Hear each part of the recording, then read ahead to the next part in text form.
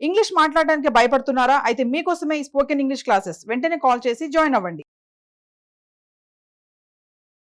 నమస్తే రమ్మగారు. నమస్తే జయ. ఏదైనా ఒక మంచి కథ చెప్పండి రమ్మగారు. మంచి కథతో ఒక మంచి విషయం చెప్తాను జయ. తప్పకుండా.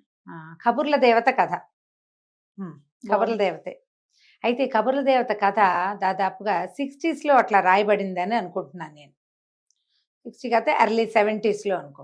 ఆ తర్వాత మళ్ళీ ఈ రైటర్ వారి పుస్తకాలు మళ్ళీ వేసినప్పుడు కబుర్ల దేవతే మొదటి కథగా, అంటే ప్రముఖంగా కబుర్ల దేవత అనే పుస్తకంగా కూడా వేశారు. అమరావతి పబ్లికేషన్స్ వాళ్ళు వేశారు. కబుర్ల దేవత ఎప్పుడో చదివాను నేను, నాళ్ల క్రితం, ఏనాడో గుర్తుంది నాకు.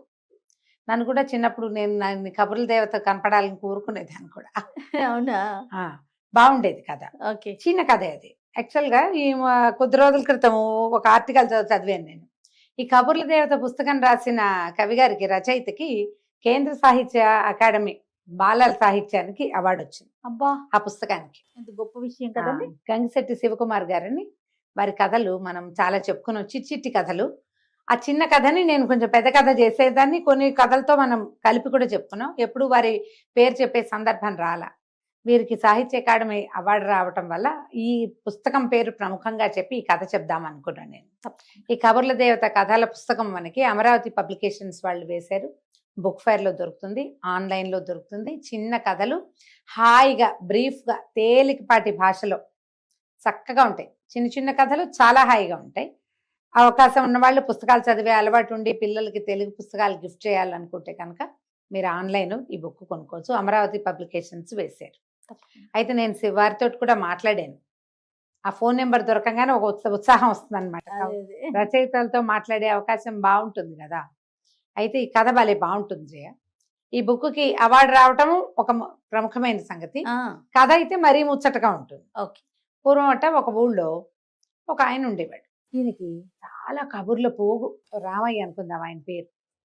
ఎంత కబుర్లో. కబుర్లు అంటే జనరల్గా ఏం చెప్తాం మనం? ఆసెమా ఓసెమా, చిన్నప్పటివి మొన్నటివి ఎప్పటికో చెప్తాం, మాట్లాడుతూ. నేను నీతో మాట్లాడాను, నువ్వేదో నీ ఆసెమా ఓసెమా చెప్పావనుకో, అయిందా? రేపు నేను ఇంకోళ్ళతో మాట్లాడాలంటే ఏం కబుర్లు వెళ్తాయి? పాత ఆసెమా ఓసెమాలతో పాటు లేటెస్ట్ ఆసెమా ఓసెమా ఇక్కడ వస్తాయి కదా. వాళ్ళు చెప్పినవి, వాళ్ళ సంగతులు ఇంకోళ్ళకి, అవతల వాళ్ళు ఏదో చెప్తారు, వీళ్ళిద్దరి సంగతులు మూడో వాళ్ళకి, మూడో వాళ్ళు ఏదో చెప్తే 1, 2, 3 4 వాడికి వెళ్తుంది. ఇలా అందరితోటి కబుర్లు చెప్పుకుంటూ ఉండేవాడు. వాళ్ళ ఆవిడ ఇంతే కబుర్ల పోగు, వీడు పని చేయడు పాట చేయడని ఆవిడ ఏదో పని పాట చేసుకుని అన్నం పెట్టేది భర్తకి. ఏదో వాకిట్లో ఉంటాడు అంతే ఆయన. కానీ క్రమంగా అది ఎట్లా పరిణమించింది, ఈ ఒకళ్ళ మాటలు ఇంకొకళ్ళ దగ్గర, వాళ్ళ మాటలు ఇంకోళ్ళ దగ్గర అట్లా వెళ్ళేసరికి తగాదాలు రావడం మొదలుపెట్టి. ఎప్పుడు కొట్లాట్లే, ఎప్పుడు గొడవలే. ఈ భార్య మనకి విసుగు పుట్టింది. గోల ఎవడు పడతాడు? ఏదో కాస్త పని చేసి 10 రూపాయలని పావలను తెస్తాను, అన్నం పెడతా, అంతేగాని కొట్లాటలు తీర్చడం నా వల్ల ఎక్కడ అవుతుంది? అందుకని ఆవిడ పొద్దున్నే పని చేసుకుని తన పనిలోకి వెళ్ళేటప్పుడు మొగుండు గదిలో పెట్టి తాళం వేసి వెళ్ళేది. బాగుంది. తాళం వేసి వెళ్ళిపోయేది. ఇది తోచేది కాదు, ఎవరో ఒకళ్ళతో మాట్లాడాలిగా. ఆయన ఏం చేసేవాడు, ఆ ఎదురుకుండా గదిలో కూర్చుని గోడతోటి కబుర్లు చెప్పేవాడు. ఎవరినైనా చూసావా నువ్వు? అసలు పిల్లలు ఒక్కళ్ళే ఆడుకుంటారు. అవును, గమనించావా ఎప్పుడైనా? వాడే అవతల ఆట కూడా తనే ఆడుకుంటూ ఉంటారు. తర్వాత ఒక క్యారెక్టర్, 3-4 క్యారెక్టర్లు వాళ్లే ఆడుకుంటారు. సింగిల్ కిడ్స్ ఉన్న వాళ్ళకి మాకు బాగా ఎక్స్పీరియన్స్. వాళ్లే 3 క్యారెక్టర్లు 5 క్యారెక్టర్లు వాళ్ళే, స్టూడెంట్ వాళ్ళే. నిజం గారు ఆడుకుంటారు అట్లా. ఇప్పుడు ఈయనకి కబుర్లు వినేందుకు ఎవరు లేరు. తన కబుర్లు గోడకి చెప్పేవాడు. ఓకే. ఆ గోడకి చెప్పగా ఒకనాడు గోడ దడేలమని పేలింది. గోడలోంచి తేవత బయటకు వచ్చింది. ఈ పుస్తకానికి ఉన్న కవర్ పేజీ మహా ఇంట్రెస్టింగ్ గా ఉంటుంది. నీకు చూపించా కదా, గోడలోంచి జేజ్ వస్తుంది, ఈయన మహావినయంగా నుంచున్నట్టుగా నమస్కారం పెడుతున్నారు, చిన్న పంచి లాంటిది ఏదో కట్టుకుని దండం పెడుతున్నాడు. ఈ వంగి ఆశ్చర్యపోయాడు. ఎవరమ్మా నువ్వు అన్నాడు. నేను కబుర్ల దేవతని, ఇన్ని రోజుల నుంచి నువ్వు చెప్పే కబుర్లన్నీ వింటున్నాను. ఓకే. ఎంతో బాగా కబుర్లు చెప్తున్నావు, నువ్వు ఇంత బాగా చెప్తున్నావు కాబట్టి ఇగో నీకు బహుమతిగా ఇస్తున్నానని ఇంత డబ్బు సంచి ఇచ్చింది. చేసరికల్లా ఎంతో సంతోషం వచ్చి, ఏమిటి ఇన్నేళ్ళ నుంచి వాళ్ళకి వీళ్ళకి కబుర్లు చెప్తా, ఎప్పుడు ఏమి రాలా, కబుర్ల దేవత చూడు ఎంత బాగా ఇచ్చిందో. సాయంత్రం భార్య ఇంటికి వచ్చేసరికి ఆవిడ ఆశ్చర్యపోయింది. బోళ్ళంత డబ్బు వచ్చింది. ఇక ఆవిడ పని చేయక్కర్లేదు పెద్దగా, సరే ఇల్లు వాకిలి చక్కగా మంచివి కొనుక్కున్నారు, పొలం పుట్రా కొనుక్కున్నారు, హాయిగా ఉన్నారు. వీళ్ళ పొరుగున ఇంకొక ఇష్టయ్య ఒక ఆయన ఉన్నాడు. ఆయనకి కళ్ళు కుట్టినాయి. ఏమిటి వీళ్ళకి ఇంత డబ్బు ఎట్టా వచ్చింది సడన్ గా?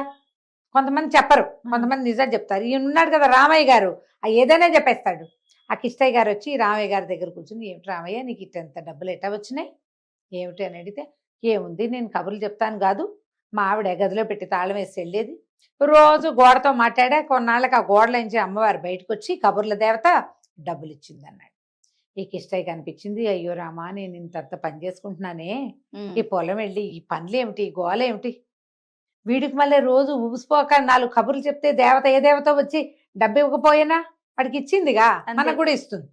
సరే ఈయన ఏం చేశాడు, కూర్చుని తను కూడా తలపేసుకుని గోడతో కబుర్లు చెప్పడం మొదలెట్టాడు. రామయ్య గారు చిన్నప్పటి నుంచి కబుర్లు చెప్పే అలవాటు ఉన్న మనిషి.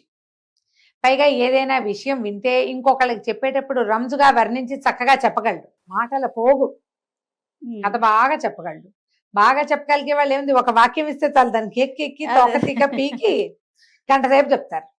ఈ కిష్టయ్య గారు కష్టజీవి పాపం, ఏదో పొలం వెళ్ళటం పని చేసుకోవటం తప్పిస్తే కబుర్లు కాకరకాయలు రావు. ఈయన ఏం చెప్తాడు, ఏదో చెప్పాడు. 4 రోజులు 3 రోజులు అయ్యేసరికి కబుర్ల దేవత మళ్ళీ ఆవిడ గోడ పగల కొట్టుకుని వచ్చింది. తెగ తిట్టింది, నువ్వు నీ పిచ్చి మాటలు ఏమి రుచికరంగా లేవు, నీ ఒక్క కబురు కూడా డబ్బుల ఆశతోటి ఈ పని చేస్తావా, అంతే కదా, ధనం మీద ఆశతోటి నన్ను విసిగిచ్చావు నువ్వు అని గట్టిగా కేకలుస్తుంది. నోరు పడిపోయేలాగా శాపం పెడతానంది. బతులాడుకున్నాడు, మా అమ్మ మా తల్లి ఇంకెప్పుడు ఇలాంటి పొరపాటు చేయను, నన్ను వదిలిపెట్టేసి నేను ఇంకెప్పుడు కబుర్లు చెప్పాను, నా పని నేను చేసుకుంటాను. వాడికి అదే వచ్చు, అందుకని వాడు అదే చేశాడు. నీకు ఇంకా వేరే పనులు వచ్చు కదా, ఆసిపోతానానికే కదా నువ్వు ఈ పని చేస్తున్నావు. ఇంకోసారి పిచ్చి కబుర్లు చెప్పావంటే ఊరుకోన్నాను. గోడ కాస్త మళ్ళీ అతుక్కుపోయింది. కిష్టయ్య గారు నోరు గట్టిగా మూసుకొని బయటకు వచ్చేసాడు. అందుకని కబుర్లు ఎవరు చెప్పాలో వాళ్ళే చెప్పాలి. అలానే కథలు కూడా రమ్మగారు కబుర్లు మాత్రమే కాదు, కథలు ఎవరు చెప్పారో వాళ్ళే చెప్పాలి కదా. 100% ఇదే కథ. అది చాలా ఈ కథతో పాటు ఇంకా చాలా కథలు ఉన్నాయి ఆ పుస్తకంలో. గంగిశెట్టి శివకుమార్ గారి పేరు మీరు ఆన్లైన్ గూగుల్లో సెర్చ్ చేసినా మీకు కనపడుతుంది. కబుర్ల దేవత అనే పుస్తకం కోసం టైప్ చేసినా మీకు కనిపిస్తుంది. పుస్తకం చదవండి, మీ పిల్లలకి ఆ కథలు వినిపించండి. ముఖ్యంగా శివకుమార్ గారిని అభినందించండి. తప్పకుండా ఒక మంచి రచయిత గురించి మనం తెలుసుకునే అవకాశం దొరికిందండి. నమస్తే.